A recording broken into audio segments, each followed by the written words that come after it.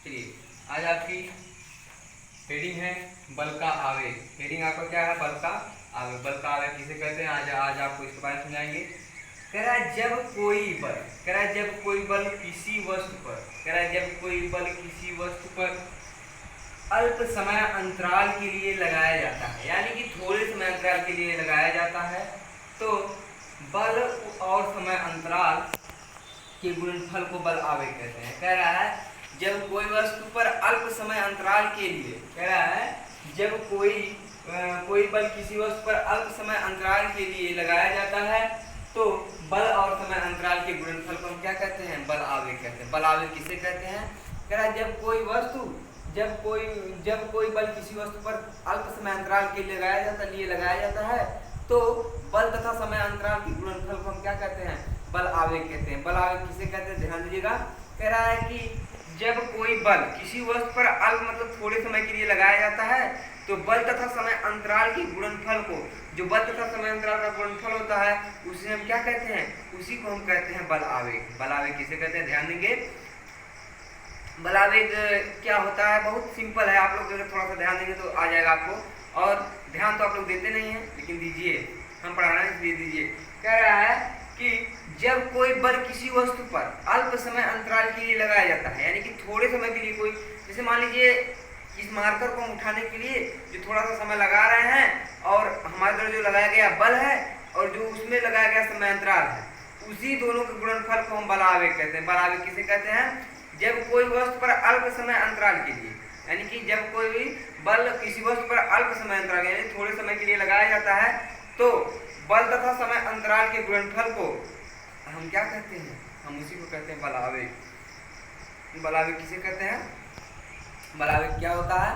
कह रहा है कि जब कोई बल किसी वस्तु पर थोड़े समय के लिए, यानी कि थोड़े समय अंतराल के लिए लगाया जाता है, उसी को हम कहते हैं बल आवेग। यानी कि बल आवेग क्या होते हैं? बल आवेग जब कोई बल किसी वस्तु पर अल्प समय अंतराल के लिए लगाया जाता है, तो बल और समय अंतराल के गुणनफल को हम क्या कहते हैं? बल आवेग कहते हैं। नोट, बल आवेग को हम जे से व्यक्त करते हैं। बल आवेग को हम किससे व्यक्त करते हैं? जे से व्यक्त करते हैं। बल आवेग को हम किससे व्यक्त करते हैं? बल आवेग को हम जे से व्यक्त करते हैं। कह रहा है बल आवेग बराबर जे बराबर क्या हो जाएगा? यानी कि बल तथा समय अंतराल, यानी कि बल एफ है, आपका समय अंतराल डेल्टा टी।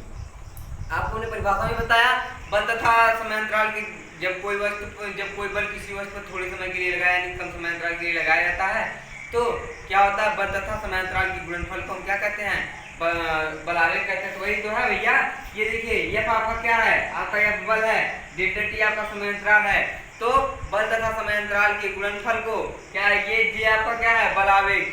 जे को बल आवेग को किससे प्रदर्शित करते हैं? जे से बल आवेग को प्रदर्शित करते हैं। वही कह रहा है कि एफ गुणे डेल्टा टी, यानी कि बल तथा समय अंतराल के गुणनफल को हम क्या कहते हैं? बल आवेग कहते हैं। बल तथा समय अंतराल के गुणनफल को हम क्या कहते हैं?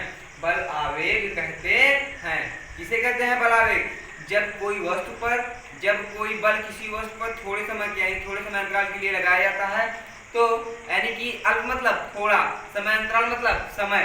कह रहा है कि जब कोई बल किसी वस्तु पर थोड़े समय के लिए लगाया जाता है, तो बल तथा समय अंतराल के गुणनफल को हम बल आवेग कहते हैं। बल आवेग को हम जे से व्यक्त करते हैं, और जे बराबर होता है एफ इंटू डेल्टा टी, जहां आपका एफ बल है और डेल्टा टी आपका क्या है? समय अंतराल है।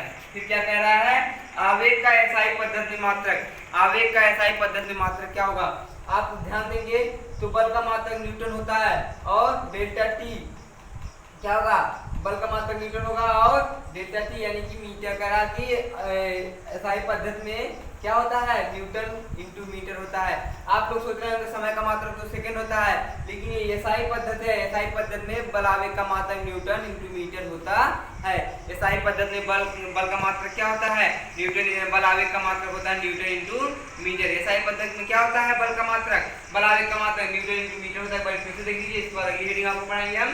कह रहा है कि जब कोई बल किसी वस्तु पर थोड़े समय के लिए, यानी कम समय के लिए लगाया जाता है, अल्प समय के लिए लगाया जाता है, तो बल तथा समय अंतराल की गुणनफल को हम क्या कहते हैं? बल आवेग कहते हैं। बल आवेग को हम जे से व्यक्त करते हैं, और बल आवेग बराबर यानी कि जे बराबर होता है एफ इंटू डेल्टा टी, और इसका बल आवेग का एसआई मात्रक होता है न्यूटन इंटू मीटर। क्या होता है बल आवेग का SI मात्रक न्यूटन इंटू मीटर होता है। चलिए आपकी अगली हेडिंग हम आपको पढ़ाएंगे। अगली हेडिंग आपकी है न्यूटन के गति का प्रथम नियम। क्या है न्यूटन के गति के प्रथम नियम से एक न्यूटन की परिभाषा। आपकी अगली हेडिंग क्या है ध्यान देंगे। आप लोग सोचेंगे सर जी तो अभी पिछली वीडियो हमको पढ़ाए हैं कि न्यूटन के गति का प्रथम नियम। अरे मेरे भाई वो नहीं पढ़ा रहे हैं हम। न्यूटन के गति के प्रथम नियम से हम एक न्यूटन की परिभाषा बताएंगे। एक न्यूटन की परिभाषा कैसे निकाली जाती है अभी आपको देखिए। जो आपको ने पीछे पढ़ाया है न्यूटन के प्रथम नियम को, हम उसी से आपको बताएंगे कि एक न्यूटन की परिभाषा क्या होती है। आपको भी चुटकी में समझ में आएगा। आप चुटकी बजाएंगे आपको तुरंत आपको याद हो जाएगा कैसे आएगा। चलिए देखिए क्या है न्यूटन के गति का प्रथम नियम का व्यंजक नियम। न्यूटन की गति के प्रथम नियम में निम्न व्यंजक का प्रयोग किया गया है। ठीक है, कह रहा है यह बराबर ये आपके तीनों व्यंजक प्रयोग किए गए हैं न्यूटन की गति के प्रथम नियम में। क्या है F बराबर में देखिए F आपका यहाँ बल है और m यहाँ पे आपका क्या है द्रव्यमान है, ये आपका त्वरण है। ये बराबर क्या होता है m a। ये बराबर आपका होता है m a, जहाँ m आपका द्रव्यमान है a आपका त्वरण है। क्लियर है, क्लियर है। देखिए कह रहा है कि न्यूटन की गति के प्रथम नियम का व्यंजक निम्न तो है, चूंकि उसमें तीन व्यंजक है, एक बल है, एक द्रव्यमान है, एक त्वरण है। ठीक है, आपको हमने पहले बता दिया है कि न्यूटन का गति का प्रथम नियम क्या है। ये बराबर m होता है, ये बराबर m a। यहाँ F आपका क्या है बल है, m आपका द्रव्यमान है, a आपका क्या है त्वरण है। क्या है आपका F आपका क्या है F आपका बल है, m आपका द्रव्यमान है और a आपका त्वरण है। देखिए हमने लिखा भी है जहाँ m आपका द्रव्यमान है ये आपका त्वरण है। त्वरण को हम किससे प्रदर्शित करते हैं a से व्यक्त करते हैं ना। त्वरण की परिभाषा हमने आपको पहले बता दिया है। वेग परिवर्तन की दर को क्या कहते हैं, वेग परिवर्तन की दर को हम क्या कहते हैं त्वरण कहते हैं ना। तो वही है, तो कह रहा है एक न्यूटन की परिभाषा, कह रहा है एक न्यूटन की परिभाषा न्यूटन के गति के प्रथम नियम से F बराबर ma। यदि m बराबर 1 किलोग्राम हो, कह रहा है यदि m बराबर 1 किलोग्राम हो, a बराबर 1 मीटर पर सेकंड स्क्वायर हो तो F बराबर 1 न्यूटन होगा। क्लियर है, देख लीजिए जहां यहाँ देखिए थोड़ा देखेंगे आप लोग। F कह रहा है कि m बराबर 1 kg हो और a बराबर आपका 1 मीटर प्रति सेकंड स्क्वायर हो, तो F बराबर आपका क्या होता है F बराबर ma होता है। तो F बराबर m का मान 1 है और a का मान 1 है, ये बराबर भी 1 आएगा ना, आएगा नहीं आया ना। तो ही कह रहा है कि न्यूटन के गति के प्रथम नियम से F बराबर ma। यदि m बराबर 1 किलोग्राम हो और a बराबर 1 मीटर पर सेकंड स्क्वायर हो तो F बराबर 1 न्यूटन होगा। क्या होगा F बराबर 1 न्यूटन होगा आपका। क्यों होगा, क्योंकि यदि हम किसी संख्या में एक का हजारों बार गुणा कर लेंगे लेकिन उसका मान कितना आएगा, हमें एक ही प्राप्त होगा। हम उसका क्यों ना 1000 बार गुणा कर लें, लेकिन अगर एक गुणे करके 1000 बार एक गुणे करेंगे लेकिन उसका मान हमेशा हमें कितना प्राप्त होगा, हमें हमेशा ही एक प्राप्त होगा। चाहे आप लाखों बार कर लीजिए लेकिन कोई किसी भी संख्या में एक गुणे एक आप इसका 1000 बार गुणा करिए लेकिन वो आपको एक ही प्राप्त होगा, चाहे जितनी बार गुणा कर लेंगे।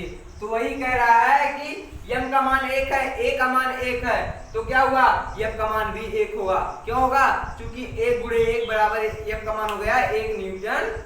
ठीक है, चलिए फिर क्या कह रहा है, अतः 1 न्यूटन वह बल है। कह रहा है 1 न्यूटन वह बल है जो 1 किलोग्राम द्रव्यमान की वस्तु पर आरोपित करने पर, कह रहा है 1 न्यूटन वह बल है जो 1 किलोग्राम द्रव्यमान की वस्तु पर आरोपित करने पर उसमें 1 मीटर पर सेकंड का त्वरण उत्पन्न कर देता है। क्या कह रहा है कि 1 न्यूटन वह बल है जो 1 किलोग्राम द्रव्यमान की वस्तु पर आरोपित करने पर उसमें 1 मीटर पर सेकंड का सेकंड स्क्वायर का त्वरण उत्पन्न कर देता है। उसी को कहते हैं हम 1 न्यूटन, उसी को कहते हैं 1 न्यूटन। 1 न्यूटन की परिभाषा यही है कि 1 न्यूटन वह बल है जो 1 किलोग्राम द्रव्यमान के वस्तु में 1 मीटर पर सेकंड स्क्वायर का त्वरण उत्पन्न कर देता है। उसी को हम कहते हैं 1 न्यूटन। वही है 1 न्यूटन की परिभाषा है। 1 न्यूटन की परिभाषा क्या है, 1 न्यूटन की परिभाषा आप लोग ध्यान देंगे। कह रहा है कि 1 न्यूटन वह बल है जो 1 किलोग्राम द्रव्यमान में 1 किलोग्राम द्रव्यमान में 1 मीटर पर सेकंड स्क्वायर का त्वरण उत्पन्न कर देता है। 1 न्यूटन की परिभाषा यही है, उसी को हम कहते हैं 1 न्यूटन की परिभाषा। एक बार पूरा देख लीजिए। कह रहा है कि न्यूटन के गति के प्रथम नियम से, कह रहा है न्यूटन के गति के प्रथम नियम से 1 न्यूटन की परिभाषा। कह रहा है कि न्यूटन के गति का प्रथम नियम का व्यंजक निम्न है। क्लियर है? न्यूटन के गति के प्रथम नियम का व्यंजक निम्न है। F बराबर m होता है, जहां m बराबर क्या है? द्रव्यमान है, a बराबर आपका त्वरण है और f आपका बल है। क्लियर है? बल का मात्रक होता है न्यूटन। चलिए, कह रहे न्यूटन 1 न्यूटन की परिभाषा, न्यूटन के गति के प्रथम नियम से F बराबर ma, ये तो आपने पीछे बता ही दिया है। तो कह रहा है यदि m बराबर 1 हो और a बराबर 1 मीटर पर सेकंड स्क्वायर त्वरण हो तो f का मान भी 1 होगा। हमने आपको यहाँ समझाया m बराबर 1 किलोग्राम, a बराबर 1 मीटर पर सेकंड स्क्वायर, तो f बराबर ma होता है, 1 गुणे 1 हो जाएगा, f बराबर 1 न्यूटन। ये बराबर 1 न्यूटन हो जाएगा ना। तो ही कह रहा है अतः 1 न्यूटन वह बल है जो 1 किलोग्राम द्रव्यमान की वस्तु पर आरोपित करने पर उसमें 1 मीटर पर सेकंड स्क्वायर का त्वरण उत्पन्न कर देता है, उसे हम कहते हैं 1 न्यूटन की परिभाषा। वही है आपकी 1 न्यूटन की परिभाषा। क्या है? वही है आपकी 1 न्यूटन की परिभाषा। क्या है? 1 न्यूटन बल है जो, कह रहा है 1 न्यूटन बल है जो 1 किलोग्राम द्रव्यमान की वस्तु पर आरोपित करने पर उसमें 1 मीटर पर सेकंड स्क्वायर का त्वरण उत्पन्न कर देता है, उसे हम क्या कहते हैं? 1 न्यूटन की परिभाषा। आपकी अगली हेडिंग है राकेट का प्राणोद। क्या है? राकेट का प्राणोद। कह रहा है गैस के नीचे की ओर निकलने से, कह रहा है गैस के नीचे की ओर निकलने के कारण रॉकेट पर ऊपर की ओर एक बल लगता है जिसे प्राणोद कहते हैं। कह रहा है आप लोग जब रॉकेट जलाते हैं तो देखते होंगे, जैसे जलाते होंगे तुरंत नीचे की तरफ वो क्या ना चिंगारी तरह निकलता ना, तो वही क्या है? गैस के नीचे की ओर निकलने पर तो उसके ऊपर एक बल कार्य करने लगता है जिसे हम कहते हैं रॉकेट का प्राणोद। क्या कह रहा है कि गैस के नीचे की ओर निकलने के कारण रॉकेट के ऊपर की ओर एक बल लगता है जिसे हम प्राणोद कहते हैं, जिसे हम क्या कहते हैं? प्राणोद कहते हैं। कह रहा है गैस के नीचे की ओर निकलने के कारण रॉकेट के ऊपर की ओर एक बल कार्य करने लगता है जिसे हम क्या कहते हैं? प्राणोद कहते हैं। जो ऊपर की तरफ बल कार्य करता है, जब गैस आपकी निकलती है तो ऊपर की तरफ जो बल कार्य करता है उसी को हम प्राणोद कहते हैं। आप लोग रॉकेट बहुत जलाते हैं ना दिवाली के सुबह उतर पर, जैसे आप यहीं से रॉकेट जलाएंगे तो देखेंगे यहीं से धीरे धीरे एक चिंगारी टाइप निकल, जैसे आप जलाते तो दूर हट जाते हैं, कहीं ऐसा ना हमारे ऊपर ही आ जाए, तो आप इसको इसे सीधा खड़ा करते हैं, ऐसे जलाते हैं तो यहाँ से जब ये चिंगारी निकलती है यानी गैस जो निकलती है तो रॉकेट के ऊपर की ओर एक बल कार्य करने लगती है जिससे रॉकेट ऊपर की तरफ जाने लगता है, उसी को क्या कहते हैं? हम प्राणोद कहते हैं। प्राणोद किसे कहते हैं? गैस के नीचे की ओर निकलने से, गैस के नीचे की ओर निकलने के कारण रॉकेट के ऊपर एक बल लगता है जिसे हम क्या कहते हैं? जिसे हम प्राणोद कहते हैं। चलिए आपको हम आगे बढ़ाते हैं। चलिए आज अगली हेडिंग आपकी है जड़त्वीय द्रव्यमान। अगली हेडिंग आपकी क्या है? जड़त्वीय द्रव्यमान किसे कहते हैं? कह रहा है किसी वस्तु का वह द्रव्यमान, कह रहा है किसी वस्तु का वह द्रव्यमान जिससे वस्तु के जड़त्व का निर्धारण किया जाता है, वस्तु का जड़त्वीय द्रव्यमान कहलाता है। क्या कहलाता है? जड़त्वीय द्रव्यमान किसे कहते हैं? किसी वस्तु का वह द्रव्यमान, कह रहा है किसी वस्तु का वह द्रव्यमान जिससे वस्तु के जड़त्व का निर्धारण किया जाता है, वस्तु का जड़त्वीय द्रव्यमान कहलाता है। वस्तु का जड़त्वीय द्रव्यमान किसे कहते हैं? किसी वस्तु का वह द्रव्यमान जिससे वस्तु के जड़त्व का निर्धारण किया जाता है, उसे हम कहते हैं वस्तु का जड़त्वीय द्रव्यमान। यानी कि जड़त्वीय द्रव्यमान किसे कहते हैं? कह रहा है किसी वस्तु का वह द्रव्यमान जिसके कारण जड़त्व का निर्धारण किया जाता है, इसमें कितना जड़त्व है उसी को हम क्या कहते हैं? उसी को कहते हैं वस्तु का जड़त्वीय द्रव्यमान। जड़त्वीय द्रव्यमान किसे कहते हैं? कि किसी वस्तु का वह द्रव्यमान, कह रहा है किसी वस्तु का वह द्रव्यमान जिससे वस्तु के जड़त्व का निर्धारण किया जाता है, जिससे वस्तु के जड़त्व का निर्धारण किया जाता है उसे हम कहते हैं जड़त्वीय द्रव्यमान। जड़त्वीय द्रव्यमान किसे कहते हैं?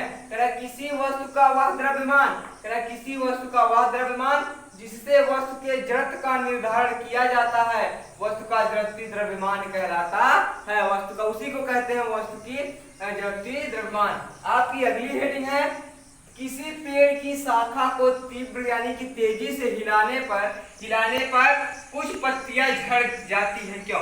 यानी कि जब आप लोग कोई पौधे की शाखा को तेजी से ऐसे हिला देते हैं तो उसमें से जो पत्तियां होती हैं, कुछ पत्तियां जो गिर जाती हैं। वो ऐसा होता है क्यों? आप लोग ध्यान देंगे, आप लोग घर पे आप लोग इसका प्रैक्टिस जरूर कर लीजिएगा। कोई छोटा पौधा हो, आप उसको तेजी से हिलाइए तो देखेंगे उसमें से कुछ पत्तियां जरूर गिर जाती हैं। वो ऐसा होता है क्यों? हम आपको इसके बारे में समझाएंगे ऐसा क्यों होता है। देखिए, कह रहा है कि जब किसी पेड़ की शाखाओं को तीव्रता से हिलाया जाता है तो शाखाएं तुरंत गति अवस्था में आ जाती हैं। विराम जड़त्व के कारण पत्तियां विरामावस्था में बनी रहती हैं, अतः इसमें से कुछ पत्तियां शाखाओं से अलग होकर झड़ जाती हैं। यानी कि उसमें जब पत्तियों में विराम की जरूरत रहता है, लेकिन हम उसको तीव्रता से जब हिलाने लगते हैं तो जो है गति अवस्था में आ जाती हैं। और लेकिन पत्तियां हमारी विरामावस्था में रहती हैं, इसलिए वह कुछ पत्तियां हमारी नीचे आ जाती हैं। वो किस लिए होता है? वो विराम जड़त्व के कारण होता है। ऐसा क्यों होता है? कह रहा है कि जब किसी पेड़ की शाखाओं को तीव्रता से हिलाया जाता है तो शाखाएं तुरंत गति अवस्था, यानी कि जब हम उसको तेजी से हिलाएंगे तो जो शाखाएं होंगी हमारी वो किसमें आ जाएंगी? गति अवस्था में आ जाती हैं। परंतु विराम जड़त्व के कारण पत्तियां जब हम पेड़ की शाखा को हिलाते हैं, हमारी शाखा जो गति अवस्था में आती है, लेकिन पत्तियां हमारी किसमें रहती है? विराम में रहती हैं और विरामावस्था में बनी रहती हैं इसके जिससे कुछ पत्तियां शाखाओं से अलग हो जाती हैं। जिस डाल को हम पकड़ के हिलाते हैं वो हमारी गति अवस्था में आ जाएगी, लेकिन पत्तियां हमारी विरामावस्था में है। तो क्या होगा? जब ऐसे मिलाएंगे तो वो अपने स्थान को छोड़ ही देंगी। तो इसी कारण हमारी जो पेड़ से पत्तियां हैं क्या आ जाती हैं? अलग हो जाती हैं। चलिए, वीडियो पसंद आया हो तो लाइक करिएगा, शेयर करिएगा, कमेंट करिएगा। और आज आपका ये चैप्टर यहीं पे क्लोज होता है। अगले दिन आपको नया चैप्टर पढ़ाएंगे। अगर वीडियो पसंद आया तो लाइक शेयर कमेंट करिएगा, चैनल को सब्सक्राइब भी करिएगा। आप लोग बहुत गलत करते हैं जो चैनल को सब्सक्राइब नहीं करते हैं, कमेंट नहीं करते, लाइक नहीं करते हैं। वीडियो को ज्यादा से ज्यादा शेयर करिए, अपने दोस्तों को बताइए कि आर्यन मेमोरियल इंटर का ऑनलाइन क्लास चल रहा है, ताकि वो लोग भी ऑनलाइन देख सकें। मिलते हैं आपसे अगले वीडियो में, तब तक के लिए जय हिंद।